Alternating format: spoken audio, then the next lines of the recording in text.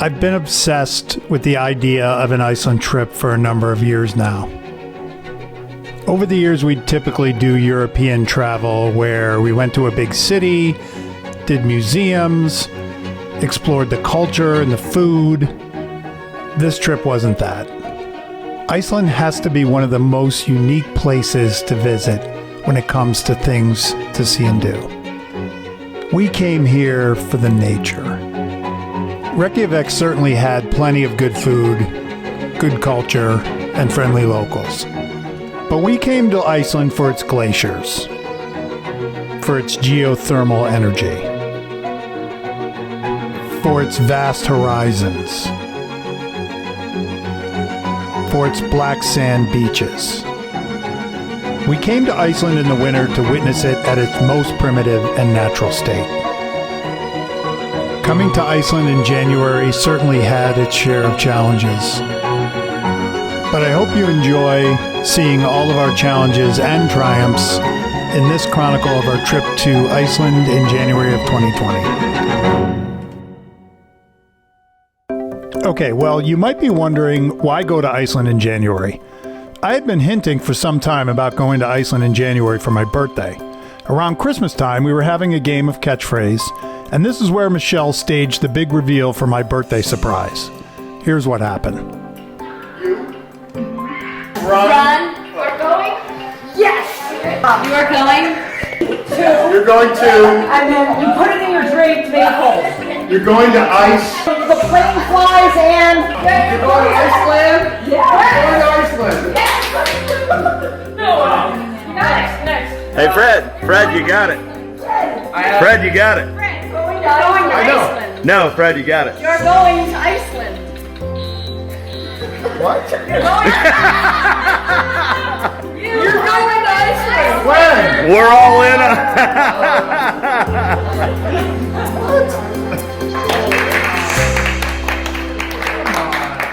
You are going to Iceland.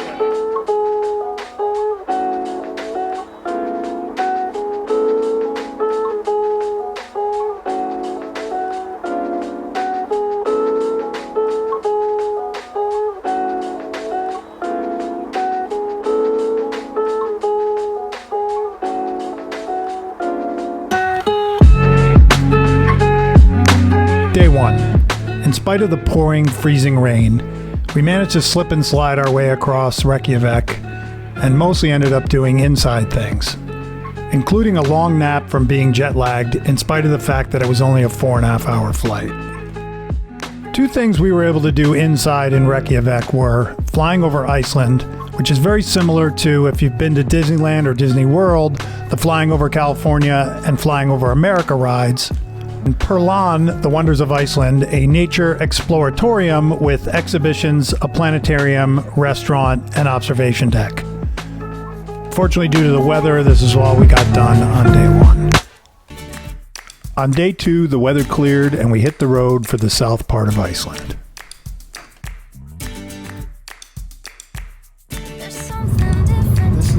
This is basically our day 1 of Iceland.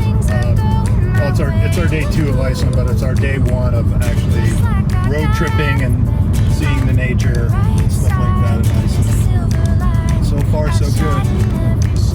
This is awesome. They say otherworldly, and I gotta keep saying that, but it definitely is true. Although parts of the terrain feel like Arizona to me, with like a very cold version of Arizona.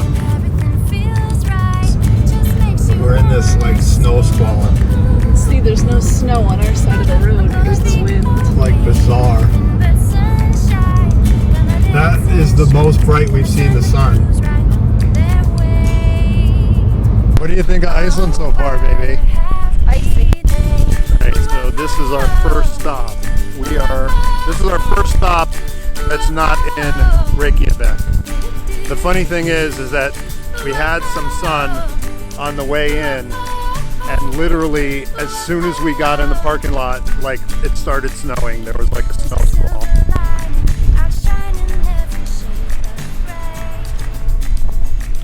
Michelle's like, what are you doing? The sooner we get there and the sooner we get the shots that you want, the sooner we can leave. This is our first stop. This is our first nature stop, I would say, in Iceland. And so far, it's totally worth it.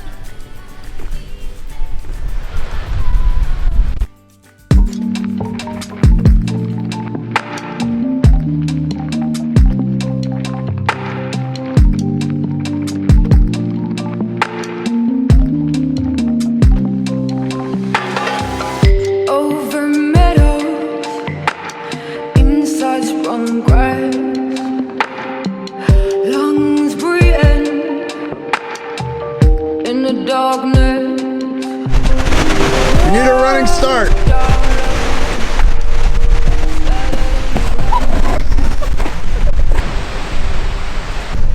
This is a very slippery bridge, like very, very slippery. So far, I've got to say, whoa! All right, if I fall, I gotta save my camera. Okay, that was sketchy. I gotta say too, so far, all of our gear has been amazing. Like, I got these boots at REI in the garage sale for like 50 bucks, and they are absolutely brilliant. But now we're heading up that. We made it up the very treacherous. It's very misty up here. This is probably gonna be weird footage, but we made it up the very treacherous ice steps. So here we are at the waterfall. It is just absolutely gorgeous here, amazing. Oh, unbelievable.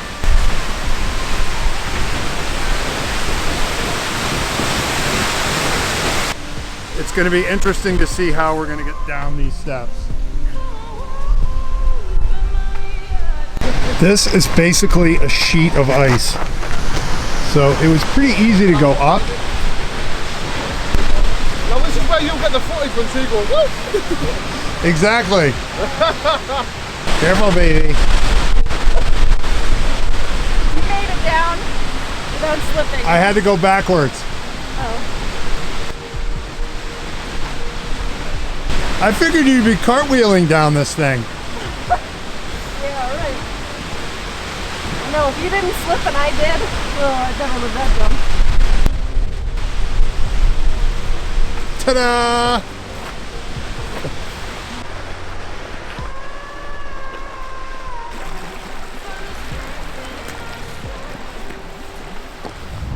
On the road to our next destination now. We're heading south down toward Vik, but we're going to stop at another waterfall called Foss, I think. I don't know. It's so hard to pronounce everything here.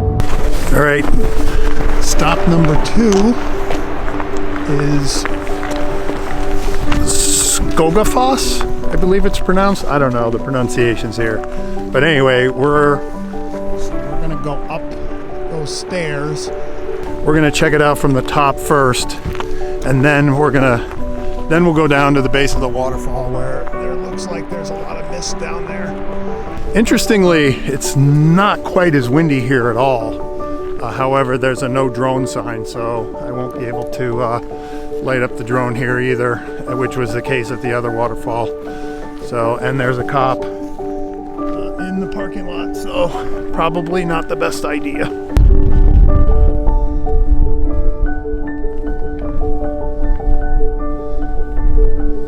Miles to go before we sleep. Yeah, why is it snowing up here?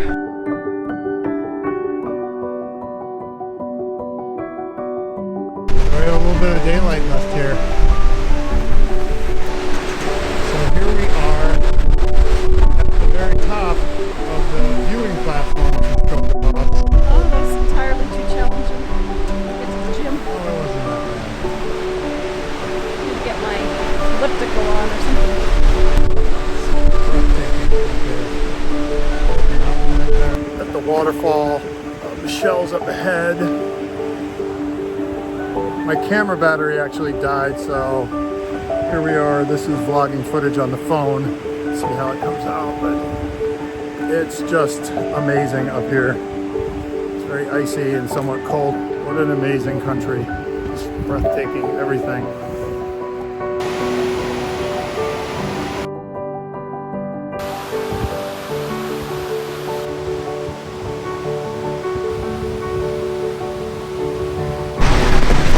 She comes. If we go past the sign, we die.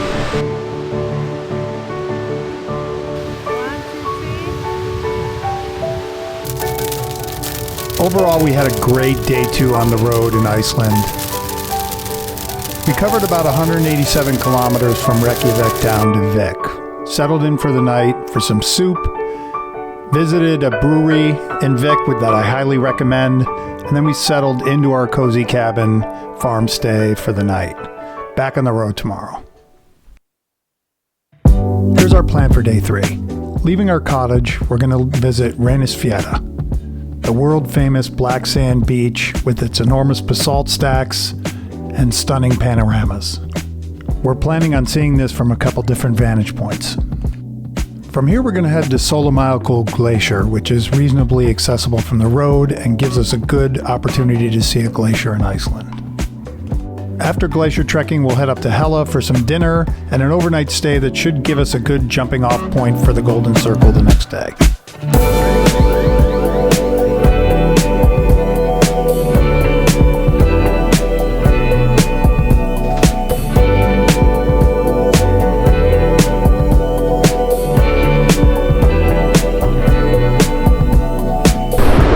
We are at Reynisfjara. Alright, so we're checking out the black sand beach. Michelle's hanging in there, but oh my gosh, look at this.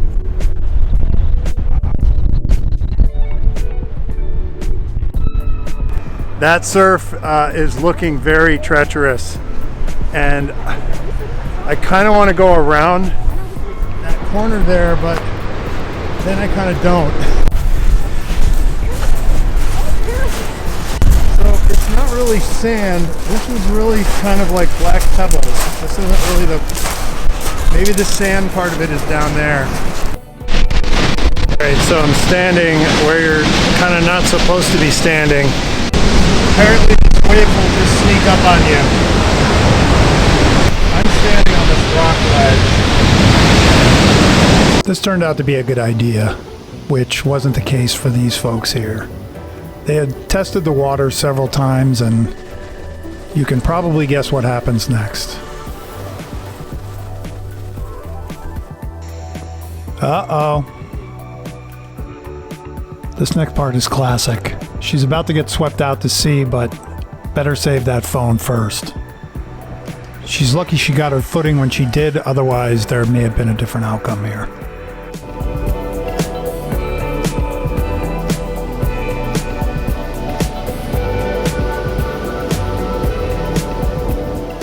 Black sand beaches in Iceland are, without a doubt, one of the most beautiful things I've ever seen.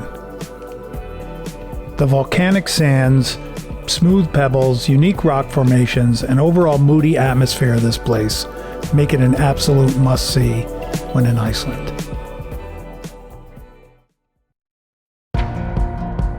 We're hiking up to a glacier. And look how blue it is. Okay, so unfortunately, hiking up to Sólheimajökull Glacier on this trail was extremely windy, and despite the fact that I had a dead cat on the mic, it really didn't help much. There was so much wind.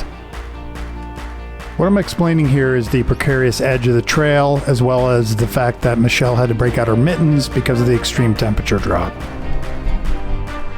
So we don't have those ice spikes that you need to climb up on them, but I'm sure we can. I'm also explaining here about how we don't have the crampons, the ice spikes that we would need to get up on the glacier, but we're going to try to find a well-worn spot to do so anyway.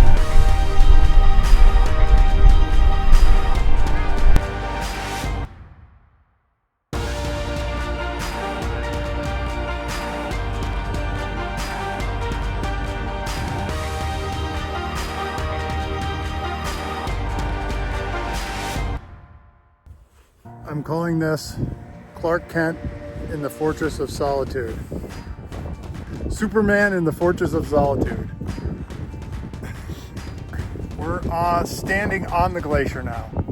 I don't know how the audio is going to come out because it's kind of windy, but this is wow.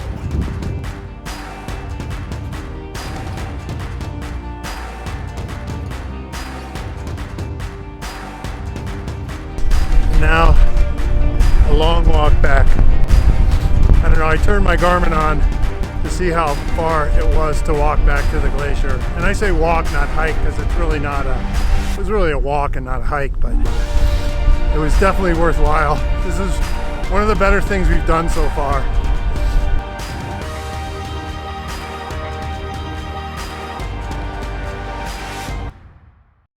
This pretty much concluded our third day in Iceland. We had a nice dinner in Hella as we had planned, checked into our farm stay, and settled in for the evening. I checked the weather several times for tomorrow's activities on the Golden Circle, as well as the Northern Lights forecast. Both looked good. We didn't get to see the Northern Lights, and as it turned out, we didn't get to do the Golden Circle either.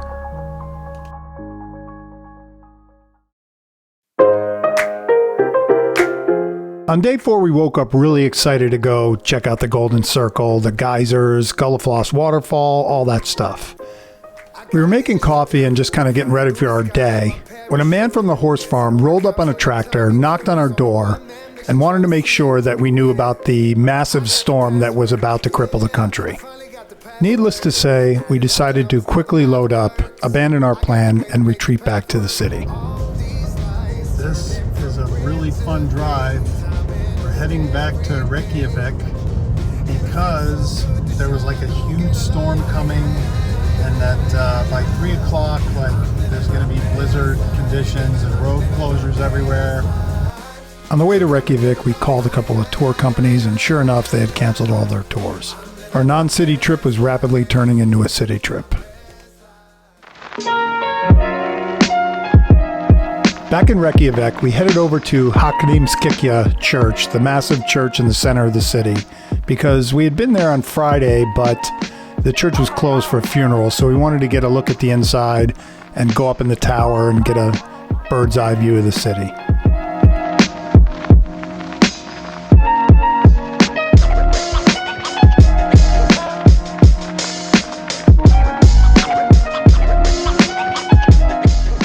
We also checked out the famous Sun Voyager sculpture.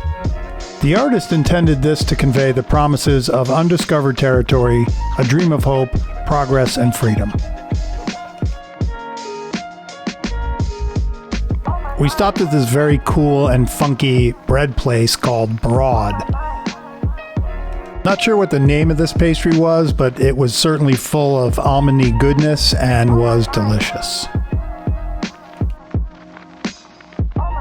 We finally checked into our Airbnb, which was a beautiful studio apartment located pretty much in the heart of the city, at the end of the famous Rainbow Road. We had figured out by this time that the weather wasn't going to clear up for tomorrow, so we went ahead and booked it for 2 nights. Day 5 in Reykjavík, we pretty much spent doing museums and getting more of a flavor for the city.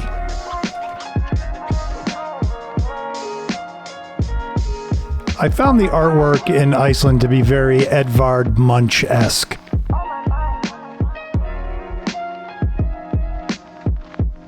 We also went to the Culture House, which had some very interesting exhibitions, visited some cafes, and of course, what Iceland trip is complete without an Icelandic hot dog?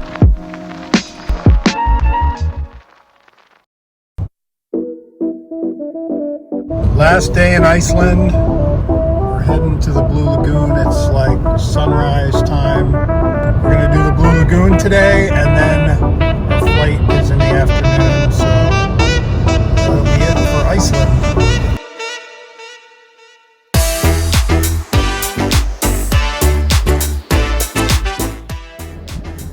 We are at the Blue Lagoon, and I gotta say, this place is really something.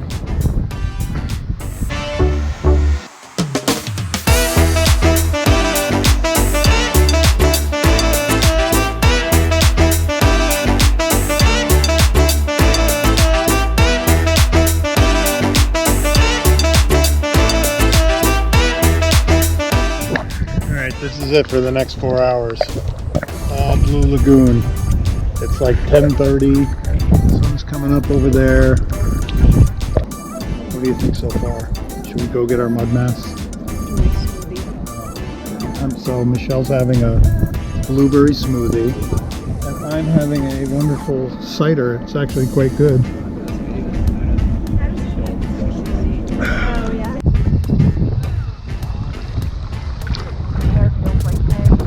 The water's very, very, very salty and full of silica, and I seem to be very buoyant in this water. And here we are, heading to the mask bar to get our masks, the different masks that we wear.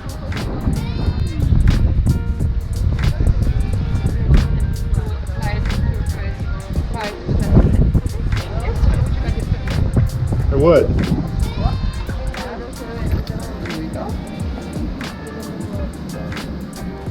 Okay, so there's a mirror, and you just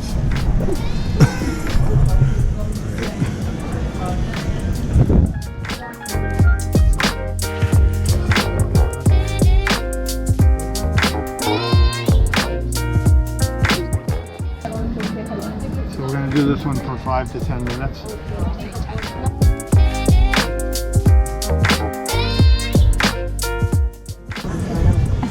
This is going to bring the mani-pedi catchphrase to a whole new level. Right now we're going to have the mani-pedis and with the masks. Is it supposed to go on your lips? Somebody is laughing hysterically because apparently I have failed at applying my mask. I should have been paying attention to you. I'm supposed to put it under your eyelids like that. Or on your lip. No, don't do that! What am I supposed to do? Oh my god. It's a mud mask fail. No, it just...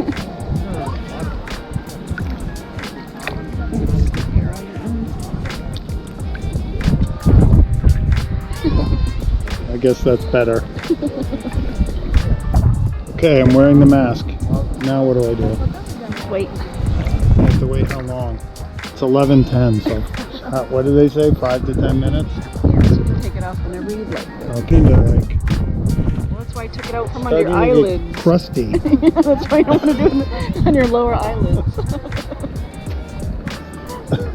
And masks. The different masks that we wear. It's just as funny as the first time you said it. Stupid. We're gonna try the steam room. Oh, there's a sauna too. Yeah, with our masks on, the sun is probably better. Okay.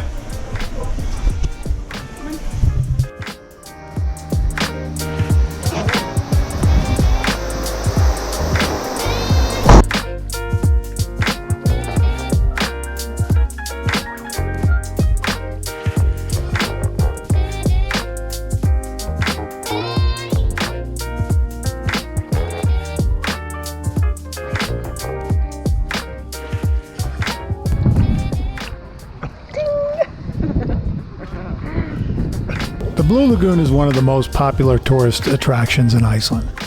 We found it was an excellent way to relax while waiting for our flight, given its close proximity to Keflavik Airport.